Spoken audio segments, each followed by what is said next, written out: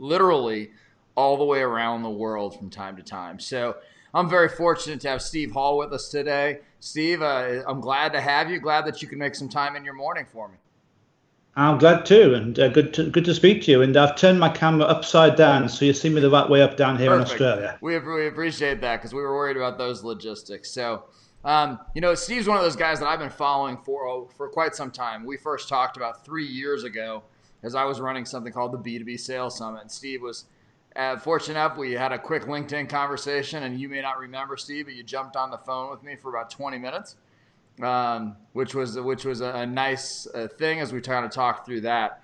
But Steve, I don't remember that much, Ken, because I had a stroke 2 years ago, so everything before that's gone. Well, I wish I couldn't remember anything before 2 years ago sometimes. So it's okay. But I'm glad to have Steve here. So Steve is just awesome, and as I go to introduce Steve, I guess you'll start to see why. He's Australia's kind of leading C-level sales authority. And I think what's interesting about that is he's one of the few people who really dials into the idea of what it takes to prospect and sell and win in the C-suite. Executive sales coach, you'll see, thinks he's a pretty funny guy, but he's going to have to do a lot to keep up with me. And then clearly a devil's advocate. So, Steve, did I miss anything on this bio of yours? No, not at all, except, I think I'm a funny guy, but I don't think many of my other people that I know think that, so... Well, we still entertain. You still entertain us to some extent, so it must be okay. Well, let's jump into this, right? So, as a guy who focuses on the C-suite, and we're not talking about focusing on smaller. We're not talking about trying to go through champions. We're talking to get to the actual economic buyer in a deal. The world has changed a lot in the last 120 days or so. So, I guess I've got to ask you to start here for those watching. What's changed in regards to how we access the C-suite, or in what C-level executives are looking for when they're working with salespeople in order to get deals done? Well, that's a great question, and I'm going to be really controversial and say it depends. First of all, everything's changed and nothing's changed. Human beings are the same, and yet it's not just the pandemic. It's the bushfires here in Australia. You've got the bushfires in California. You've got the Black Lives Matter protests. There's a whole heap of stuff is happening, and natural disasters. So the world is changing more rapidly than it ever has, and I guess that leads to uncertainty. So I think, and uncertainty can give you opportunities. It can give you problems as well. If you're selling airplanes, airliners, then you're probably not doing that well. Whereas if you're selling face masks and vaccines, you're probably creaming it in. So the answer is it's everything and nothing's changed. But human beings and human nature doesn't change, but the emotions that drive us are to some degree dependent upon what's happening around us. Is it fear? Is it enthusiasm? Is it optimism? And I think we're going through a bit of a fear phase at the moment. I got you. So would it be fair to say, I'm a big advocate of the following, right? That it goes back to something you just started with, right? That everything's changed, and at the same time, nothing has changed. And I think it's in times like this maybe where we start to see people hype up all the changes that have occurred around how you have to connect with sales, that it's really not about changes, but that we as sales leaders, as sales forces, as people offering solutions to problems, just have to actually focus on the stuff that matters instead of just trying to push a deal through the process as quickly as possible. Well, absolutely, but we've always had to focus on what matters. We haven't maybe realised that, but no one buys anything for any reason other than their own. They buy something for what it does for them, and they always have and they always will. So what they need depends upon the circumstances, perhaps. But so as you said, everything's changed and nothing's changed. Yeah, are you seeing a difference in the? Let's talk about the sales forces and sales leadership that you work with. What are you noticing in the differences on how they approach their jobs and their mission within their company? Well, look, there's a lot of hype these days about different methods of communication, about the medium. Should you use video? Should you write your own articles? Should you reach out via LinkedIn or via social media? There's a lot of talk about process, and process is important. But the thing to me that's most important is the message. If I'm reaching out to anyone, and it's not just a C-level executive, but to anyone that I think potentially could buy something for me, the question I'm asking is, what's in it for them? I mean, God, that's been the basics for hundreds of years. Yeah. Why? What do they really need that I can help them get? And often the process is too much on closing a sale, on making a video, on having a sales cadence of so many touches in so much. But the bottom line is, who's my ideal customer, and how can I help him, her, or the company get what they truly want? And I think there's a lot of distraction at the moment. Distraction on new approaches and new sales techniques, and distraction, external distraction on what's happening in the world. Yeah, that. And so, No, go ahead. So I was going to say the perceptive salespeople and the perceptive sales teams are asking that question. Okay, what's changed? How have the changes affected my customers or my potential customers? Yeah. And how can I respond so that I can still help them get what they now need? And what they need may have changed too. Before, growth may have been the main thing that we're looking for, whereas they may have switched into survival mode. And that's going to depend upon what you sell and who you sell it to. Yeah, maybe they need the life raft now and not the yacht, right? Well, absolutely. I mean, maybe they need firefighting equipment when before they needed suntan beds. Yeah, that's probably true. So I have this theory, and I'm wondering whether or not you agree with it or you think I'm crazy, which both are perfectly acceptable answers and probably not mutually exclusive. So my theory is that one of the problems that companies are running into today is that they've done a kind of a piss poor job of actually truly identifying their ideal client profile. What do you think? No question. Absolutely no question. It's a spray and pray. Human beings have got a natural fear of missing out.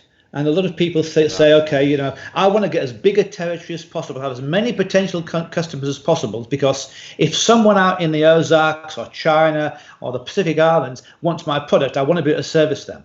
And it diffuses your attention, whereas you can't practically service that many potential customers. You're much better off focusing on a small, narrow band of people where there's a very high percentage of winning, or high percentage chance at least that they need what you sell, than trying to. I always say, they used to say that a great salesman could sell ice to Eskimos, and I said, why would you sell ice to Eskimos when you can sell ice to Arabs in the desert? Right. So I think if your targeting is wrong, nothing else works. Right. Yeah, that makes perfect sense to me, because if your targeting's wrong, your messaging's wrong, and it drives everything from there. So when we talk about targeting, so when you talk about let's say the ideal client profile, there's different ways, right? There's industry, there's et cetera. But then there's also the person that you target in the organization. So being somebody who focuses on the C-level, do you typically work with sales forces in order to have them target the first contact at the C-level? Or are you targeting other people within the organization in order to get to the C-suite? Talk to me a little bit about that process. Well, first of all, you start off by targeting an organization. There's people, companies don't buy, people buy. People that work for companies buy, but you need to know who the company is first. So the question is, in terms of ideal customers, which companies fit my ideal customer profile? And then in this particular set of companies, and that set might be in a particular industry, it might be in a particular geography, it might be but it's a subset of your ideal customers. Who are the best people that I want to speak to? I call it the hierarchy of people that I want to get through the door with. So it may well be that the first, if I could speak to anyone in the entire company, might be the CEO, it might be the CFO, it might be the COO. It depends upon what you sell. The good thing about the CEO is that they're across everything. So they can always point you to the right person. If you speak to the CEO and say, look, your strategic priorities are A, B, and C, and I can help you with A, who's the person in charge of looking after that? They're going to refer you to where you want to be. So one of the benefits of starting at the top, if you can do that, is that you get pointed in the right direction, and you get pointed there by someone who's essentially the ultimate referral. If your CEO says to you, look, you speak to Ken, then there's a pretty good chance that person's going to speak to Ken. And then the next question is, okay, if I can't get to the CEO, or if the CEO or his or her executive assistant refers me to someone else, who's number two? is my next target the COO? And then who's number 3? So you have a hierarchy of people you want to get to. Yeah. And then wherever you land is ideally pretty damn close to where you want to be. Yeah. Now, sometimes you can work up. If you have a really good connection, a really good referral to someone that's lower down in the organization, but that's likely to have the influence to get you in to see the people you want to see, then by all means use them. And you can't just sell at C-level, because the last thing you want to do is spend a heap of time researching, getting in to speak to the people at the top, and you see them and they love your story and they love your strategy, and then they go off to their to people lower down. And those people lower down say, "Oh, no, I've heard these people are no good, or they don't fit it out with our IT strategy. They don't fit this particular protocol, whatever it might be." Right. The C-level guy is not going to say, "No, I love them," and push it through. Not always. They might sometimes, but a lot of the time, if the people lower down say this isn't going to work, they say, "Oh, sorry, good try." So you've got to work both levels. It's a question of which order you work them in. Yeah. And do you have a preference for which order you work them in, or is it account by account or company by company based?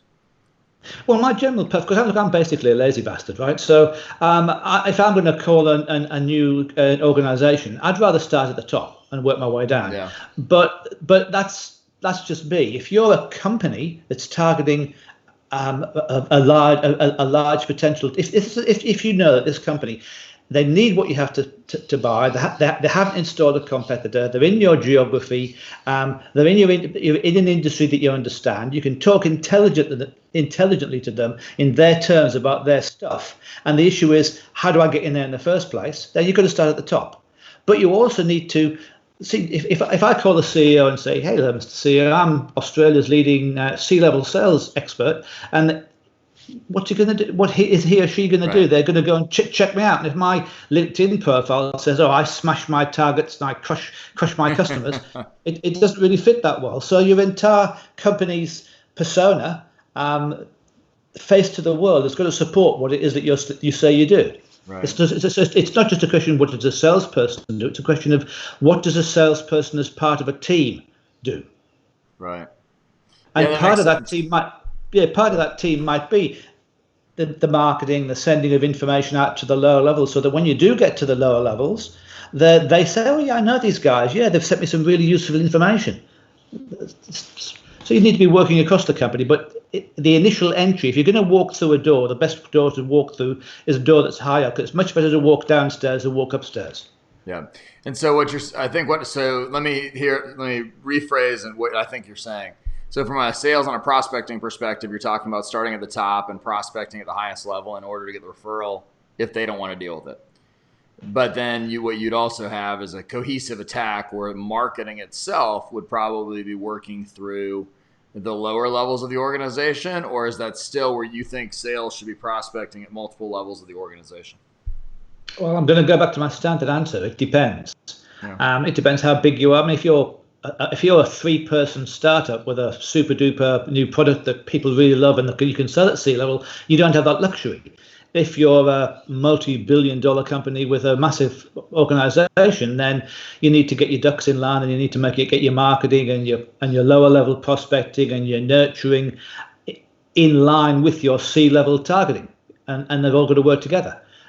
So, if you're a medium-sized organization, you've got maybe a small marketing team and a small sales team, then you need to say, okay, who are we going to target together? Okay, well, if I as the sales guy targeting the people at the top, I'm going to do this. How are you going to support my efforts? And similarly, if is marketing going to target these people, how are we going to make sure that our messages align?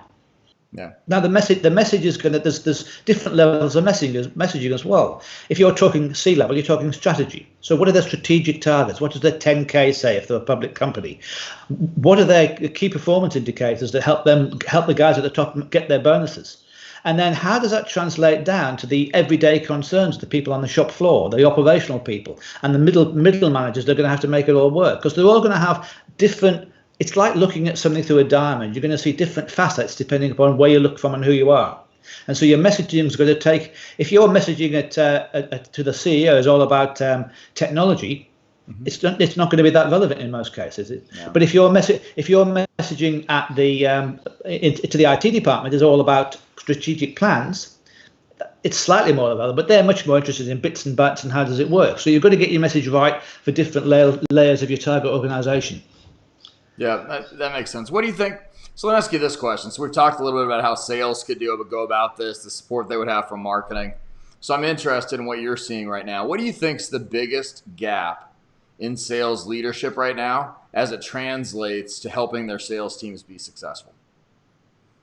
I think a lot of it is they're too focused on activity, and measuring. And I understand that you do need to measure activity, but I think we've got to the stage where we're doing things for its own sake. How many calls are you making? And sure, numbers and stats are important, but they can also be misleading. Sure. I would, and that goes back to what we said before. I would rather have 10 quality conversations in a month with the right people than 1,000 average or bad conversations with the wrong people. Yeah. So I think certainly that's one of the issues, and I think to some degree it's a philosophical thing. There's a belief in some quarters that sales guys need pushing, they need motivating to go out there and work harder and do more and be more in your face, and whereas I think everyone wants to work hard. Everyone wants to succeed. I think what we should be doing is helping people by coaching them better, training them better, helping them to understand what it is that their potential customers care about. Because one of the big challenges you've got is if you're targeting C-level and you do get through that door and you sit in you're sitting in a meeting with a CEO, you don't want to look like, and I'm going to get political here, I'm sorry, you don't want to look like Donald Trump struggling with Jonathan Swan and trying to pull out sheets of paper that are totally irrelevant. You've got to be able to talk to them in their language about their stuff. Otherwise, there's a statistic, and I'm not a big fan of statistics, right? I think 85% are made up, and the other 35% are wrong. Yep. But I think was it Forrester said that when salespeople have a C-level meeting, 80% of them say, "Oh, that went well," and then when you ask the executives, 85% of them say, "God, that was a waste of time." Yeah. So there's a huge mismatch. So when you go into those meetings, you've got to come out of it with the other guy, other woman, whoever it might be, getting their objective. So one of the questions I always ask or tell my clients to ask when they go into a C-level meeting is, you know what your objective is. What's their objective? Why are they giving you that meeting? What's going to make them at the end of the meeting say, God, that was a good meeting. We must have scheduled another one. And what are you going to get them to do when you leave the meeting? So when you have a successful meeting, it's successful because you've got tasks and they've got tasks as well. If you're the only one with tasks, then they've basically given you something to keep you busy, Yeah, if you think that the task is you emailing them material, then you've lost. Yeah, that's right. Right. Yeah, and I always talk about that too. And the idea being that you have to be very prescriptive in your next steps. Like every meeting probably has no more than 3 potential next steps. And we as a sales leadership and as sales teams have to understand why each of those next steps, if that's the right one, is going to be valuable for the prospect, because then we can take them with us on the journey, right? Get them to come into the next meeting, and we have to continue to be that looking through it through their lens. And so one of the things that's funny as you said that, as I started to think through my world, I think that probably the number one thing missing in sales training today for onboarding of new reps is that they should be immersed in the job of their primary prospect or ICP and understand that for 3 weeks before they learn anything about the product set. Because then they can take the product set and apply it to the problems that they've associated with the rep. And that might eliminate that whole just throwing up on people's shoes the features and benefits of my product and services. What do you think about that? I think the product's pretty irrelevant. I mean, no one gives a toss about your product. They really don't. All they care about is what it does for them. Yep.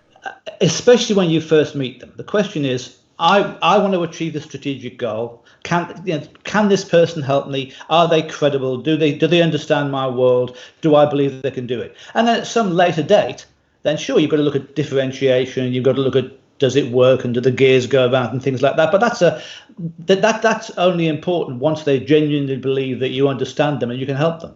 So I always say, you really should try. you shouldn't talk about your product or service in the first meeting unless they specifically ask about it. Yeah. You should talk about what the customer wants to achieve, when they want to achieve it. You could tell them potentially the obstacles. Look, you've got a strategic objective to grow by 50% in the next 3 years, or survive in the next 3 years at the moment, right? Whatever it is, right? And one of the things that's going to help you do this is to do A, B, and C, and we can help you do C really, really well. And if you want to get the results of C, then these are the potential problems that you're going to run into. I think you should be bringing up your own objections. You're going to say, if you're going to go down this path, if you're going to do sales training, one of the big challenges of sales training is that 95% of sales training is forgotten in the first 3 months. Yeah. So if you want to actually achieve the results you get from sales training, you really need to have a way that you can reinforce it, that you can coach people, that you can provide it in bite-sized pieces, that you can use integrated learning. Because otherwise, you're going to come back in a year's time and do another sales training program, and then in 3 years' time, you're going to do another one. And I don't want that for you. I don't want to sell you sales training programs every year. I want you to actually sell more. Yeah. So we're going to need to work out a way we can get over those problems. Yeah, and that's probably what it is, because I know that you've leaned into it and you believe in the value of coaching, and I know that that's something that's missing. Most sales managers and VPs of sales either don't have time for it, they don't want to do it, or they simply don't know how to do it.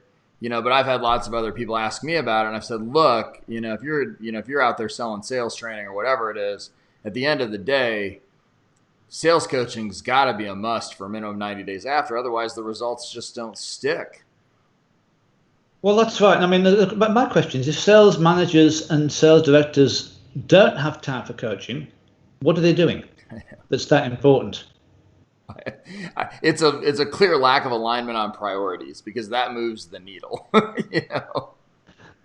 Well, I suppose it's much more comfortable sitting with spreadsheets, looking at numbers and saying, these guys in the Southwest only made 8 million calls today, and they were supposed to make 8.3 million calls. And the other problem with the emphasis on numbers and activity is, if you look at it from the prospect side, is that everybody's doing it, and if you're using automatic dialers and relatively inexperienced SDRs to make thousands of calls. Yeah. If you look at it from the side of the people you're targeting, they've absolutely inundated with all these 12-year-old SDRs and emails and voicemails and videos and things. It's a blizzard that's coming towards them, and so they just turn off. Yeah. So you've got to be, if you want to be seen in a snowstorm, you don't want to be white, Yeah, and even more so today, the pandemic. I mean, all the research, and I can't even quote the exact numbers because it all says the same stuff. Companies are sending 50% more email because they think that sending a random nurture email is actually going to land them a client. Well, all it's going to do is turn off all of the potential clients to wanting to talk to anyone. Yeah. Well, think of it this way, right? Your C-level you're after is a celebrity, right? So you're stalking this celebrity. You want a picture. So you think, okay, I'll take my camera and I'll go and take a picture of this celebrity, and that'll help me achieve my objective. I'll send you a picture. I'll send you. And there are 8.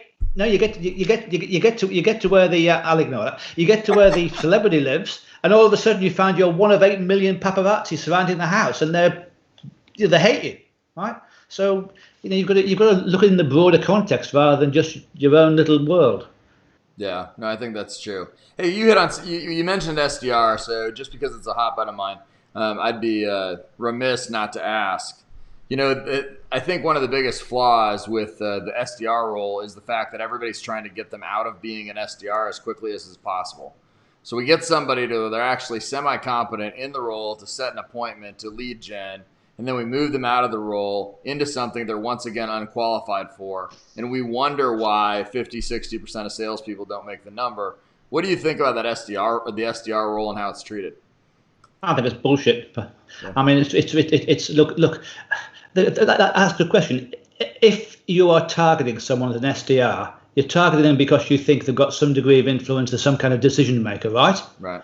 Now, if you're a decision maker, do you want someone to call you up whose job it is to qualify whether you're important enough and big enough to bother with, and then pass you off to someone else who can actually talk to you properly? It's insulting. Last thing I want, how many calls do you get? I mean, how many calls, emails just half an hour? The thing that really pisses me off is when I get things through LinkedIn saying, "Oh, hi Steve, thanks for connecting. Let me send you this 5,000 word diatribe about my product, and then can you use your time to go to my calendar to schedule a meeting so I can sell stuff to you. Yeah. And I think, to use an expression, WTF, you know? Yeah. Here's the issue, right? Like, you'll hear salespeople say all the time, well, it doesn't cost them anything to meet with me. And you're like, it cost me my most expensive thing.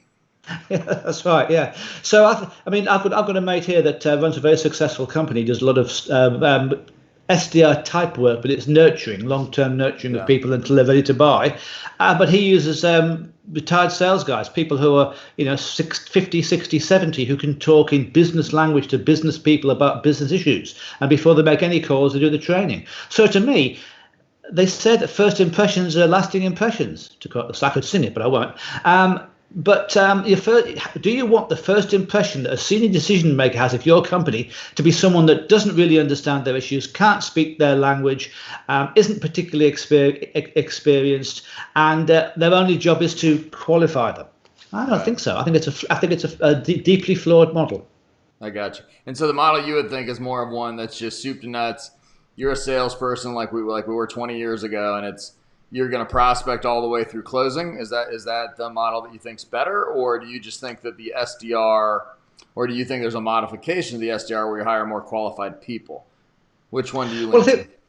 Well, the principle of SDR was our account executives are so busy, important and highly paid and busy, they will get cheap labor to do their work. But there's some sense in that, except the work they've got the cheap labor doing is the wrong work. There's certainly tasks that could be taken off the account executives, the administration work, the research. You could certainly have some very bright uni students or people doing research on companies to get you to look at the 10Ks, to look at their websites and say, okay, we've got our targeted prospects. We know that we're going to look at the industry, reports from the consultants. We're going to look at what their website says. We're going to look at what their annual reports say, so we really understand that. That could all be done by bright but lowly paid people, comparatively lowly paid people. And then there's certainly an argument to be made that the person that opens the sale isn't necessarily the person that closes the sale. But to me, the more important of the two is the opening rather than the closing. So you've got to have people walking through the door that are credible, that can walk through the door confidently, and that can talk intelligently when they get through that door. Yeah, I would agree. What's funny, so I don't know where the stat came from, but it's a statistic. I promise that it was actually studied by somebody somewhere, or it's 85% of the ones that were made up, or 35% that are wrong. But I believe well remembered. I believe it. So here's the deal. So it's 1 to 2% of your addressable market is looking for your product or service at any given moment, right? Yep. And then I think the number was 4 to 8% would be open to the idea of your product or service. And so I think what you're discussing, and one of the things that I really lean into, is the idea that you have to be really good on the front end in discovery, because the 1 to 2% is going to buy from somebody probably, right? So you have to beat a competitor. The 4 to 8%, which is how you get exponential accelerated growth by getting into the people and helping them understand their latent needs, that's where real growth for a company comes, and that's where market share comes, because you're getting people who are open to it but hadn't already raised their hand and don't have you as a list of one of 3 vendors who they're going to beat down on price. So yeah, I would agree with you on that wholeheartedly, that's where they're screwing up the SDR role. Well, it's not just that, because there's a lot of stuff happens before they get to that 1%. Yeah. I used to sell ERP software. You buy an ERP software, it's not sort of off the top of your head choice. It's massively disruption, costs a lot of money, takes 2 or 3 years to make happen. So no one wakes up in the morning and says, oh, hey, I'm the CEO of a major company. What shall I do today? Oh, I know, I'll buy an ERP. I know, I'd love to disrupt everything going on in my company for the next 3 years. That'll be awesome. Yeah, that's right. So people talk about the pain threshold. You get to a level where the company has a pain, and I agree that there is that. But there's also a priority threshold, which is a lot higher, because everyone's got a lot of pains, haven't we? There was a million things happening in our lives, and there's a million things happening in a company, but they can only really focus on 2 or 3 big things at any one time. Yeah. So it takes a while to get to the priority where we have to do something about it. Hey, the guy that supported our old software died yesterday. We've got to do something, Yeah. And then when that happens, they don't say, okay, we've got to go out and buy something, pick 3 vendors. They say, okay, well, go out and research the market and they get their minions, the people that, the people that aren't C-level and that aren't the management level, but the people 3 or 4 levels down. They say, go out and research the market. And so they go and they look at white papers and case studies and websites and things, and they're the leads that we're getting. Right. And they're, by the very nature, low down the organization. And then they go off and they dash and they do all their stuff, and they come back and they say, okay, these are the potential, this is what it's going to cost, and this is how long it's going to take, and these are the companies that seem to be the big important ones in that area. And then they put out an RFP. Now, if you come in at the end of that stage because of a bank qualified lead, all that crap's happened. And you knew nothing about it. You don't know why they made the decision. They don't know the business drivers. And if you weren't one of the ones that provided them information, someone else has written that RFP. Yep. And if you weren't involved in it, you're there as column fodder. You're there so they can say, "Oh, we went to the market. We've given it to our mate. I've given it to my brother-in-law or whatever. But we tested the market, and the market spent an arm and a leg chasing a deal that we were never going to win in the first place." Whereas if you're in there early, talking to people, and I hate the word, but I'll use it, nurturing people. You're not ready to buy it? No worries. Let me send you useful information. Let me tell you what's happening. Not let me send you my marketing crap, but let me build a relationship with you so that when you are ready to look at something in a year, 2 years, 3 years time, we've got a relationship. You can trust me. I'm not going to send you rubbish. What I am going to send you is going to be useful. And then, hey, okay, you ready? Right, we've got that relationship. Let's keep talking. And it's a brilliant model, but no one's got the time for it because we've all got quarterly targets. Yeah, that's true. The monthly, the quarterly targets, they absolutely goof everything up. Because otherwise, how would, if you're on if there's any sales leaders who watch this, right, you're on a quarterly plan, your reps bring in 62% of the business in the final 10 days of the quarter. It's because you're on a quarterly target. They're allowing that behavior. And so I think you're absolutely right about that.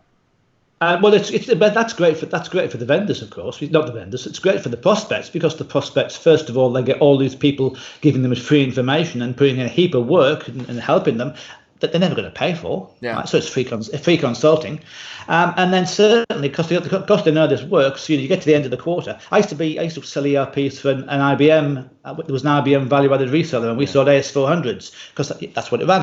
And so our customers. We're going to make the decision. Your volume went down, buddy. Oh, sorry. Can you hear me? Better? Maybe try. They say, okay, well, we'll make the decision on the 28th of December because we know we're going to get a 40% discount because they've got the year end. So it costs a lot of money to have these quarterly targets because the prospects play them. Yeah, and that's when they know you're on a quarterly target, they know they can get discounting. There's all those things. I think what's interesting about what you said too about like being in early. Yes, you'll extend some sales cycles, but you'll get higher quality deals at higher margins. The issue becomes one of the things I think sales forces get wrong and is they try to choose when to add value.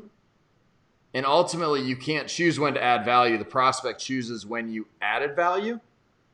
And so you have to be willing to invest in that process to add value over time.